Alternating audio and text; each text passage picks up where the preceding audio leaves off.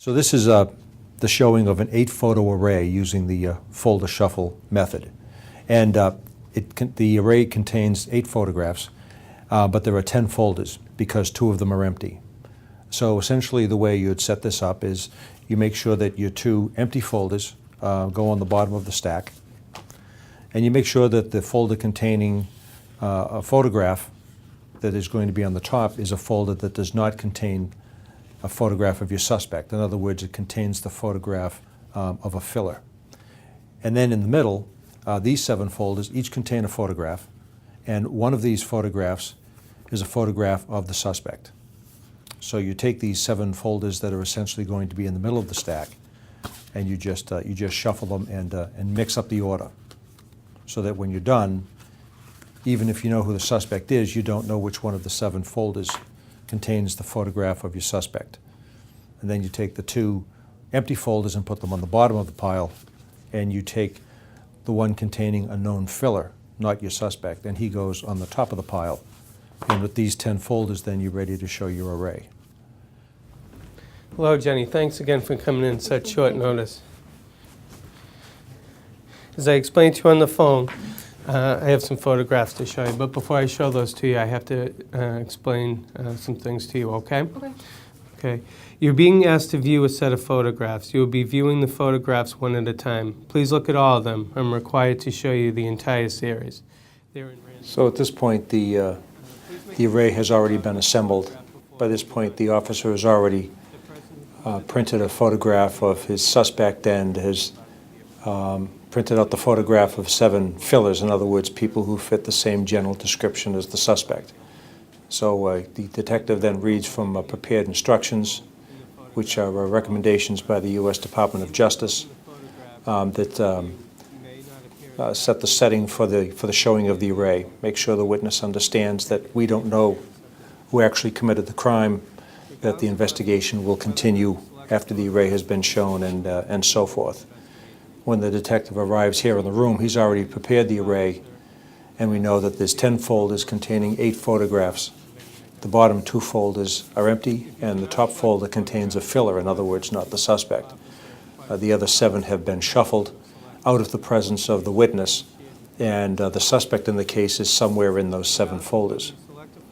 And once the detective reads the instructions, he begins then showing the array to the witness by handing over the folders one at a time.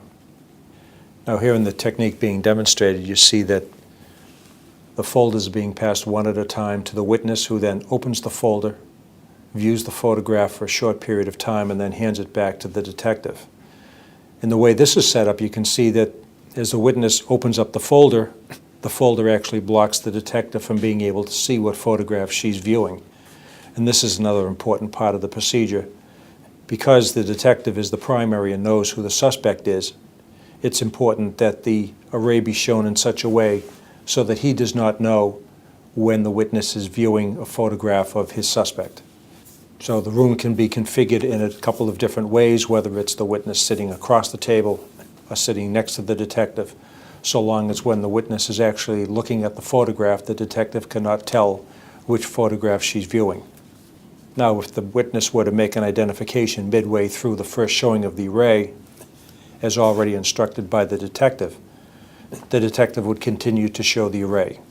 The witness has been instructed that she needs to see the entire series.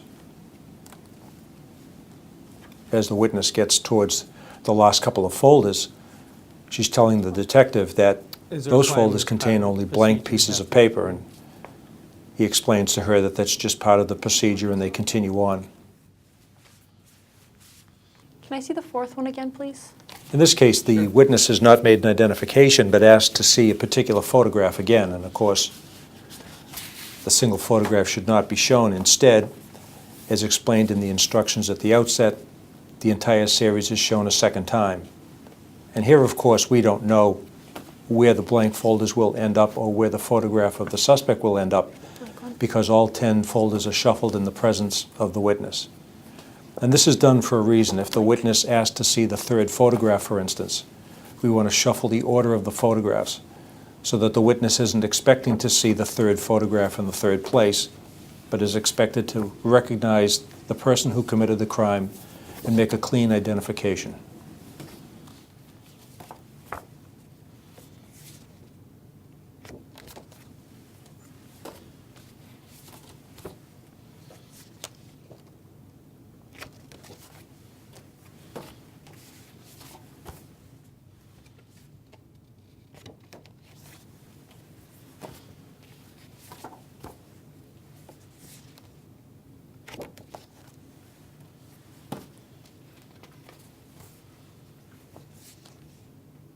This is him. Could you describe to me in words how certain you are of that identification? I'm absolutely sure this is him. At the end of the showing of the array, the witness here has made an identification. The detective does not react to it, but instead asks for a statement of certainty. How certain? The detective doesn't even know if she's picked the suspect because she's handed back a closed folder. So the detective asks the witness how certain she is. In this case, she expresses that she is fairly certain. This array and her remarks written on the front of the photograph, of course, are then entered into evidence by the police department. And here she is signing the instruction sheet.